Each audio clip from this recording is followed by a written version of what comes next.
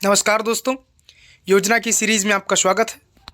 आप देखते होंगे कि प्रत्येक वनडे एग्ज़ाम या पीसीएस एग्ज़ाम में योजना से 1, 2, 3 सवाल ज़रूर ही आते हैं और वो सवाल बहुत ही आसान भी हम मान सकते हैं, क्योंकि अगर हमने योजनाएं पढ़ी हैं तो बहुत आसान तरीके से हो भी जाता है। तो महत्वपूर्ण योजना हमें पढ़ लेनी चाहिए। तो उन्हीं में ये योजना है पीएम गति शक्ति योजना। पीएम गति शक्ति योजना के बारे में आज समझेंगे, तो सीधे जानते हैं इसके बारे में। गति शक्ति योजना ये कौन सा संचालन, सबसे पहले कभी कभी आपने देखा होगा पूछता क्या है, इस योजना का संचालन कौन कर रहा है। ये योजना कब से शुरू हुई है, इस योजना का उद्देश्य क्या है, इस योजना में कौन कौन से मंत्रालय संलग्न हैं। तो इसमें पहले आता है संचालन। संचालन इसका कर रहा है उद्योग संवर्धन और आंतरिक व्यापार विभाग, DPIIT। कौन कर रहा है? DPIIT, उद्योग संवर्धन और आंतरिक व्यापार विभाग। इम्प्लीमेंटिंग एजेंसी कौन सी है? Network planning group, NPG। आर्थिक मामलों की कैबिनेट समिति, cabinet committee of economic affairs, आर्थिक मामलों की कैबिनेट समिति, ये इसकी कार्यान्वयन एजेंसी है। 13 अक्टूबर 2021 से प्रारंभ हुई। आपको अनुमान लगाने से 2021 से स्टार्टिंग हुई है। कब से स्टार्टिंग हुई है? 2021 से। ठीक है। DPIIT इसका डिपार्टमेंट है। NPG और cabinet committee of economic affairs implementing agency है और 13 अक्टूबर 2021 से इसकी शुरुआत हुई है। इस योजना का उद्देश्य क्या है? हर योजना का कोई ना कोई उद्देश्य होता है। तो इस योजना का उद्देश्य पहला क्या है कि अवसंरचनात्मक संपर्क की एकीकृत परियोजनाओं का निर्माण करना। दूसरा है मंत्रालयीय कार्यों की ओवरलैपिंग को रोकना। ओवरलैपिंग का मतलब ये होता है, समझ आप अनुमान लगाइए कि मान लो आपके शहर में एक ओवरब्रिज बनना है, तो ओवरब्रिज रेलवे के ऊपर बनना है, तो उसमें जो सड़क मंत्रालय है, सड़क परिवहन मंत्रालय, वो रेलवे से क्या लेगा? सर्टिफिकेट लेगा कि मैं यहाँ पर ये बनाऊँगा। तो वो सर्टिफिकेट अगर लेट करेगा तो फिर लेट हो जाएगा। ऐसे दूसरा क्या हुआ, मान लो कोई हाईवे बना, ठीक है। अब हाईवे बनाया किसने? सड़क मंत्रालय ने बनाया, सड़क परिवहन मंत्रालय ने। अब उसके बाद ये बिजली मंत्रालय आ गया, वो उसको हाईवे को खोद करके अंदर से निकाल रहा क्या है? अपनी बिजली की लाइन निकाल रहा है, अंडरग्राउंड जो होती है। तो इस तरीके से, इसी तरीके से कहीं पर मंत्रालय कौन सा आ गया? कह सकते पर्यावरण मंत्रालय, पर्यावरण वन, वहाँ पर सड़क बननी है लेकिन पर्यावरण मंत्रालय कह रहा नहीं, हम तो आपको सर्टिफिकेट नहीं देंगे, यहाँ पर पर्यावरण का मामला है। तो इस तरीके से ओवरलैपिंग हो जाती है। कई काम एक बार एक मंत्रालय काम किया, दूसरे ने उसको बिगाड़ दिया, या मतलब दूसरे ने उसको उसके काम को करने के लिए उसे बिगाड़ना जरूरी है। तो इसलिए ओवरलैपिंग को रोकना है। बहुत सारे अवसंरचना विकास के सभी पक्षों में समन्वय करना। जब समन्वय करेंगे तभी तो ओवरलैपिंग कम होगी। जैसे आप अंदाज़ा लगाइए, आपसे पहले पीडीएस से मंडी जाता है आपका, जैसे गेहूँ हुआ, गेहूँ कहाँ गया? मंडी गया, APMC गया, APMC वो खरीदा के उसको भरा गया, फिर उसको स्टॉक में किया गया, स्टॉक के बाद में उसका वितरण हुआ, वितरण करके फिर आपके गांव में आ गया। तो कहने का मतलब ये स्टेप जो बने, ये क्या है? ये एक तरीके से समन्वय, अगर बेहतर समन्वय होता तो उसको घर से भी तरीके से एक छोटे से स्टेज पे, ब्लॉक स्तर पे उसको स्टोर किया जा सकता था। इसी तरीके से समन्वय करना ताकि ओवरलैपिंग ना हो।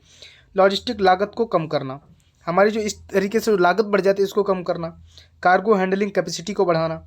अलग अलग मंत्रालय के लिए कॉमन अम्ब्रेला प्लेटफॉर्म का निर्माण करना, कॉमन अम्ब्रेला प्लेटफॉर्म का निर्माण करना। आगे देखते हैं, कुछ प्रमुख इसके तथ्य देख लेते हैं। एक डिजिटल प्लेटफॉर्म है, डिजिटल प्लेटफॉर्म पर एक किया जाएगा। ये 16 मंत्रालय एवं राज्यों की एक पहल है। कितने मंत्रालयों की? 16 मंत्रालयों एवं राज्यों की योजनाएं इसमें शामिल हैं। 16 मंत्रालय इसमें संलग्न है। केंद्रीय बजट 2022-23 में आर्थिक विकास के 7 कारक, सड़क, रेलवे, हवाई अड्डा, बंदरगाह, जलमार्ग, पब्लिक ट्रांसपोर्ट, लॉजिस्टिक्स, इंफ्रास्ट्रक्चर। वर्ष 2019 में 110 लाख करोड़ रुपए की राष्ट्रीय अवसंरचना पाइपलाइन NIP की शुरुआत हुई। राष्ट्रीय अवसंरचना पाइपलाइन योजना के कार्यान्वयन के लिए मुख्य स्तंभ गतिशीलता, व्यापकता, प्राथमिकता, अनुकूलन, सिंक्रोनाइजेशन, विश्लेषणात्मकता।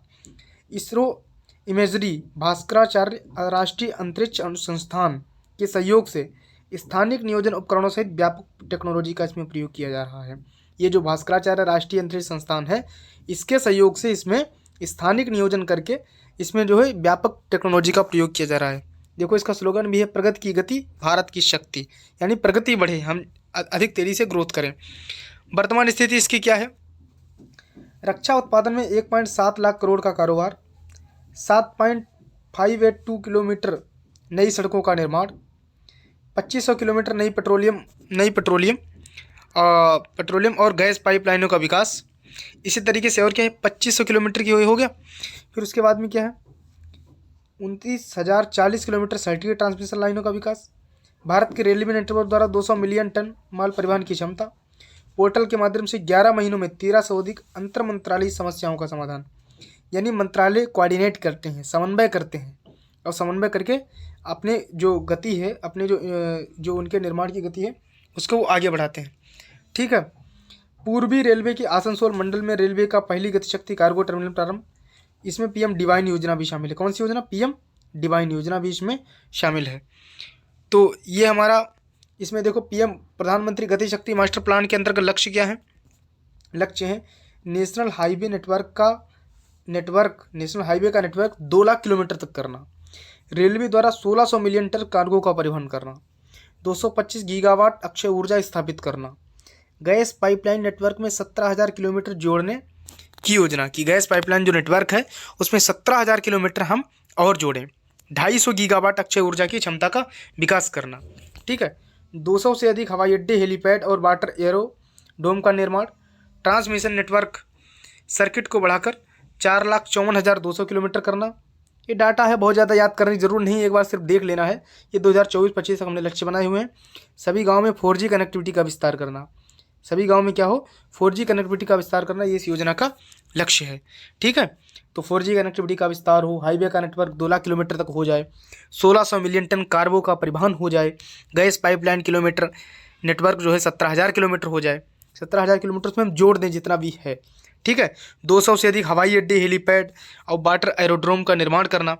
तो ये इसके लक्ष्य हैं। इसी तरीके से आगे देखते हैं और इनसे क्या लक्ष्य हैं। 2022-23 तक राष्ट्रीय राजमार्ग नेटवर्क का अतिरिक्त 25,000 किलोमीटर तक विस्तार। 2022-23 में पीपीपी माध्यम से 4 मल्टी मॉडल लॉजिस्टिक पार्कों की स्थापना, मल्टी मॉडल लॉजिस्टिक पार्क, और 11 औद्योगिक गलियारे, 2 नए रक्षा गलियारे जो तमिलनाडु उत्तर प्रदेश में है। 11 औद्योगिक गलियारे, 2 नए रक्षा गलियारे तमिलनाडु उत्तर प्रदेश, इसका निर्माण करना। 38 इलेक्ट्रॉनिक निर्माण क्लस्टर का विकास करना। नेशनल हाईवे का नेटवर्क बढ़ाकर 2 लाख किलोमीटर करना। एक्सन फार्मा क्लस्टर का निर्माण।